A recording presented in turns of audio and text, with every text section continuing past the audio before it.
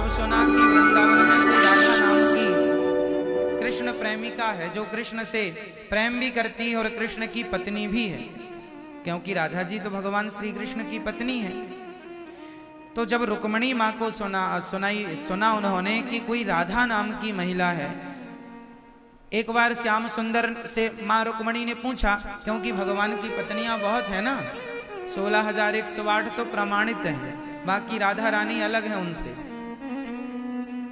तो भगवान श्री कृष्ण की पत्नियों ने एक बार भगवान से पूछा कि ये बताइए, रुक्मणी माँ ने कहा कि आप सबसे ज्यादा प्रेम किससे करते हैं।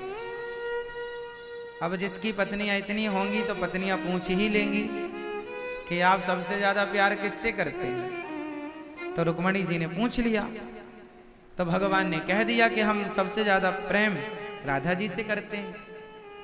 रुक्मणी जी को लगा क्या राधा जी हमसे भी सुंदर हैं? क्या राधा जी हमसे भी सुंदर हैं? श्याम सुंदर ने कहा मैं क्या कहूं, आप खुद देख लेना। तो एक बार जब भगवान कुरुक्षेत्र आए, 100 वर्षों के बाद, वृंदावन जाने के 100 वर्षों के बाद भगवान वापस आए, तो भगवान कुरुक्षेत्र से लौटे, तो यहीं से लौटे वृंदावन से, तो यहां श्री किशोरी जी थी, श्री राधा रानी थी। तो रुक्मणी मां ने सोचा कि चलो मैं दर्शन कर लूं। तो खबर पहुंचाई मां रुक्मणी ने कि मैं राधा जी का दर्शन करना चाहती हूं। जब मां रुक्मणी दर्शन करने के लिए गई तो सामने से एक बहुत सुंदर महिला आ रही थी, बहुत सुंदर स्त्री थी। मां रुक्मणी को लगा वाह ये तो इतनी सुंदर है, हमसे भी सुंदर है ये। चरणों में प्रणाम किया तो उस महिला ने कहा देवी आप हमें प्रणाम ना करो, हम तो आपको प्रणाम करने आई हैं। उन्होंने कहा आप कौन हैं? उन्होंने कहा हम श्री राधा रानी की दासी हैं। हम श्री राधा रानी की दासी हैं।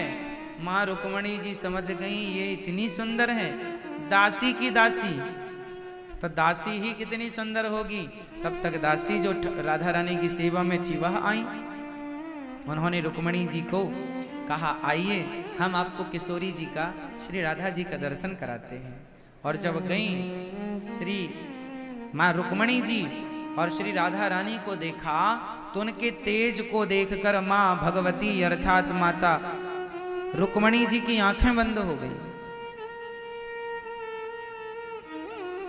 जब धीरे धीरे भगवत कृपा से आंखें खुली तो राधा रानी ने कहा कि सुंदरता, रुक्मणी जी ने कहा सुंदरता तो हमने देख ली कि बड़ी सुंदर है, जरा इनके हृदय को भी टटोल कर देखें कि ये कृष्ण से कितना प्रेम करती हैं, क्या हमसे भी ज्यादा प्रेम है।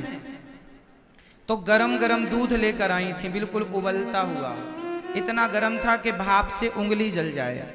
वह गरम गरम दूध उन्होंने राधा रानी को दिया, कहा श्याम सुंदर ने दिया है आप लीजिए। राधा रानी ने जब श्याम सुंदर का नाम सुना कि गोविंद ने दूध दिया है, गोविंद का प्रसाद हमारे लिए आया है, तुरंत श्री किशोरी जी ने उस पात्र को लेकर के दुग्ध पान करने लगी। और जब पूरा दूध पी गई, उफ भी नहीं किया, जलन क्या होती है कुछ लगा ही नहीं। रुक्मणी जी समझ गई हे भगवान इन्हें कोई असर ही नहीं हुआ, पूरा दूध पी गई।